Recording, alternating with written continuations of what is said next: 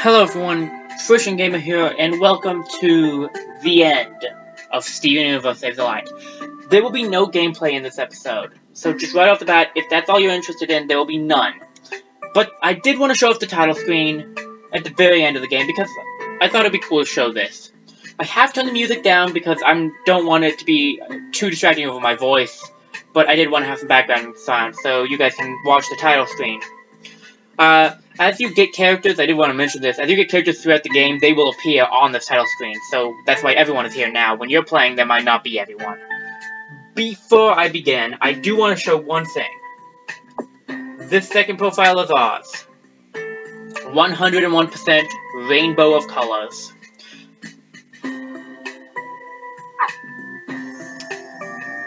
Now, with that shown, all that's left is for me to talk. I don't really know what to say, to be honest. I feel like the Let's Play took a while to do, but it was fun. And then, when we got to the end at Hassanite's Worship, I really thought that was going to be a whole area. And so just finishing it, I was not expecting that. Like, just it being one area, that shocked me. So I guess I was expecting more game than I ended up getting, and so that's why it feels like it didn't take as long as I was expecting. Bonus episodes too, I actually really thought there'd be bonus episodes, but there really weren't. I guess I just didn't expect it to end yet. It's a weird feeling to finish your first Let's Play, you know? Well, maybe you don't know, but like, it's when you actually finish something, it's different. I really enjoyed recording this. There were some times that it was annoying, but all games are, really, so I had a lot of fun. There were, a lot of glitches, a lot more than when I first played it, and that actually was part of what was a lot of fun. It did frustrate me some of the times, but honestly, rewatching it, it was pretty funny. Like, in the Great North, I had so many glitches. That was actually one of the first times I had a glitch that, to my memory, made me have to restart an area. I didn't actually get those many glitches when I first played it. But, that was frustrating at the time, but kind of funny in retrospect. I really like some of the glitches we had that were just positioning, or like some that ended up getting characters that shouldn't be in places they should be. Some of those were really kind of funny to me. Also, I used some skills I didn't use. I still was very conservative with my relationship skills. I will concede, and I also recommend that you use more of them than I did. But I did get to see all of them. This was a first for me. I liked them. Now, there was a couple of issues, like, I did not get to all the diamonds I was hoping to get to, and I looked back at my other game, and I didn't get to the late diamonds on those games either. I guess I just don't put enough into one stat to get them. And I never used my level up trumps. That was one of the problems. I didn't use them. I probably should have. I just have a hard time using items like that. But honestly, I really think this Let's Play went well. I enjoyed it. I really had fun getting through some of the first stuff. It was a little harder because getting into Let's Playing, it took me a little bit to get used to stuff. But once I did, I feel like I got really passionate about it, and that you could kind of tell. I didn't really tell a lot of stories about my own time that I could tell, but that's mostly because I was just trying to keep this immersive, so that I wasn't just talking about stuff that happened to me before. I wanted to talk about what was going on. I really enjoyed playing this, though. For a second playthrough, this was a lot of fun. I did not care for Beach City. That glow spot really got me. The rest of it's fun, but that one spot is annoying. I think we could have done without it. All it gave was small light bits. Besides that, Beach City was fun. That was where the side quests happened. I gotta be honest, actually. This game is a lot longer than I thought it was. Like, I remembered it not taking that long to play through it, but I guess 100%ing does take longer than you think. Excuse me, 101%ing. Overall, the story was as good as it was the first time I played it. I think it's a pretty good story. It's a good Steven Universe story. It doesn't tread away from it. It's pretty accurate. I do like that end song. I think it's pretty funny. I enjoy it. This was my first time seeing that dark ending, actually. I wanted to do that ending first so that we would get the good ending afterwards, and that was my first time ever seeing that, the sad ending. So that was new. Definitely sadder than the other ending. I can see why the other ending is pretty much the true ending. At least I think that's what it's counted as. That's what I would count it as, at least.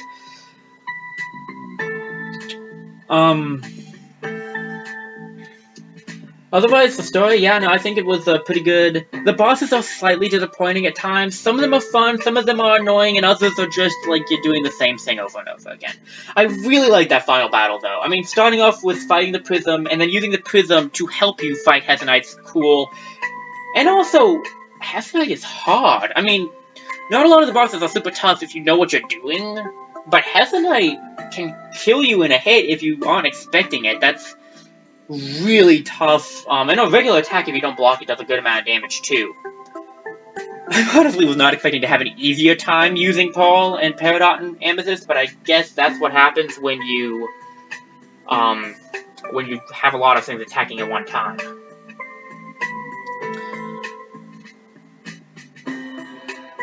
I had a lot of fun when it was leveling up and we were getting new skills, because I couldn't actually remember all the skills everyone got. I remembered a few of the characters, every skill, but not all of them. Like Garnet, I didn't remember Quake. So, I was not sure what Garnet got after, no, she starts with Shield Break, right? I just didn't remember, what Garnet got, actually, almost in general. Like, she was not one of the ones I remembered. I knew Greg, I used him a lot in my first game, Connie too. And Peridot is one of my favorites, even of those characters and characters in this game, which is probably obvious by the amount of episodes she showed up in. For fusions, I am sad that Sugilite only appeared in a regular fight, but she was still fun to use. Joy-Con Drift will get you, I'm telling you. Yeah, it messed me up big time on that one. But that's really the only main time I had some issues with Drift. Like, there were some other, like, minor issues, but that was the only major one, which was nice, because I was afraid there'd be a lot more issues, but I have to thank the Lord, he guided me while I recorded, and he kept the controls from messing me up a whole lot. I was able to play it, at least. So, if you were to ask if I recommended this game, I highly recommend this game. This is a lot of fun. It's a lot like the Paper Mario series with, like, timing your attacks and stuff, but then there's no turns. You attack in, like, real time. So if you're kind of interested in that kind of thing, I would highly recommend it.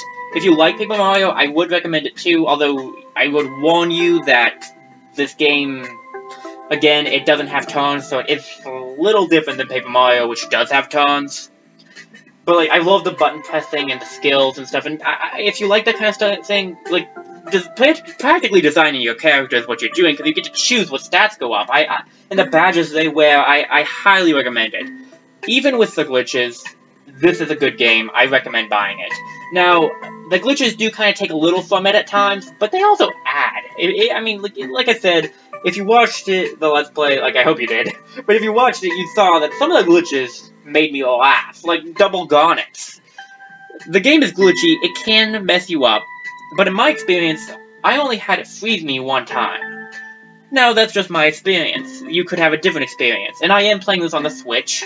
There are different platforms to play it on, PlayStation, I think it's also on computer, PC. So, like, you could do multiple things, play it on multiple systems, and maybe it's better on one of those.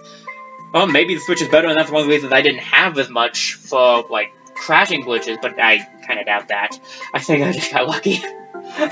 That's, again, the Lord watching over me. But I do highly recommend this game. I love it, and I would hope that you consider getting it. If this Let's Play made you interested and you wanted to play through it yourself, do things differently than I did, highly recommend it.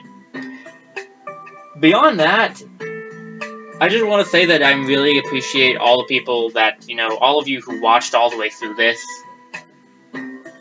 That really, it blesses me. It really does. So, I know that some of you might be wondering if I will do the third game in this series, Unleash the Light, and I do not plan to do that at the moment. Mostly because I don't have a way to record a tablet, but also because I don't have a tablet that can play Unleash the Light. So, if one of those, well, no, not one. If both of those things change at some point, then yes. I will definitely let's play it if that changes, but at the moment, I have no way of recording a tablet, and I don't have a tablet to play it on. I do have a tablet I can play Attack the Light on, but again, no way to record it, so for now, Save the Light's the only Steven Universe Let's Play you're gonna see from me.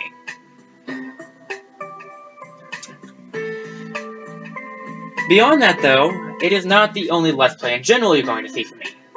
I'm not going to lay down any promises or complete plans, because I don't know for sure if what I want to do is going to work. But I will let you know that my current next game, I do have one, and if it works, here's a hint. It is a lot darker than this, but not too dark, but like a good amount darker than this game was, but that doesn't take a whole lot.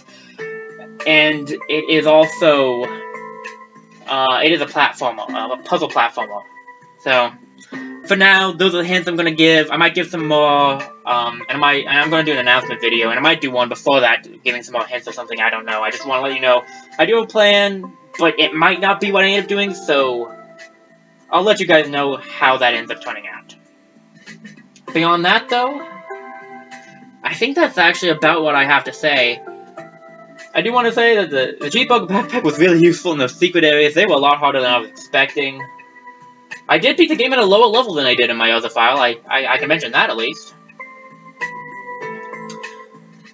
Beyond all that, though, there's not a lot that I can think of that I want to say now. I think I've gone over... Well, okay. I do want to mention Steven Universe in general.